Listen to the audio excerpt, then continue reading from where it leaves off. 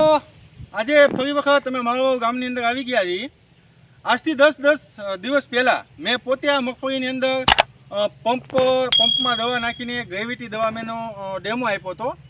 આજે 10 દિવસ પૂરા થઈ ગયા છે અને આજે અમે ખેડૂતને રિઝલ્ટ બતાવવા ફરી વખત અહીંયા આવી ગયા છીએ. તો પહેલાં તમારું આખું નામ આપો. ગાંગાણી બિપિનભાઈ આનંદભાઈ માળવા, તાલુકો મહુવા, જિલ્લો ભાવનગર. આ દવાનું રિઝલ્ટ બહુ સારું છે. ઉયા બહુ બેઠા છે અને વૃદ્ધિ જે અટકી નથી. વૃદ્ધિ વિકાસ એમનો યથાવત છે. માર્કેટમાં ઘણી બધી દવાઓ મિત્રો આવે છે, તમે વાપરતા હશો, એનાથી વાનસ્પતિક વૃદ્ધિ બ્રેક થઈ જાય, અટકી જાય અને પછી તમને પ્રોડક્શન દેવાનું કામ કરતી હોય. તો વાનસ્પતિક વૃદ્ધિનો વિકાસ સારામાં સારો થશે અને સારામાં સારા સૂયા બેહાડશે. તમે મિત્રો જોઈ શકો છો સામે સુધી અમે આ દવાનો સ્પ્રે કરેલો છે, બરાબર, અને એનો વૃદ્ધિ વિકાસ આખે તમે નજરે જોઈ શકો. વાનસ્પતિક વૃદ્ધિનો વિકાસ જબરો થયેલો છે અને અઢળક સૂયા પણ બેઠેલા છે.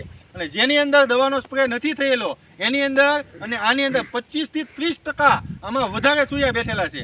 તો આપણે ખોડિયાર એગ્રોમાંથી માળવાથી મહેશભાઈ પણ હાજર છે. મહેશભાઈ, કેવું લાગ્યું તમને રિઝલ્ટ? રિઝલ્ટ સારું છે, સાચું છે. એમાં સૂયા વધારે બેઠ. બરાબર. તો મિત્રો તમે પણ ગ્રેવિટીનો ઉપયોગ કરો. ખૂબ ખૂબ ધન્યવાદ.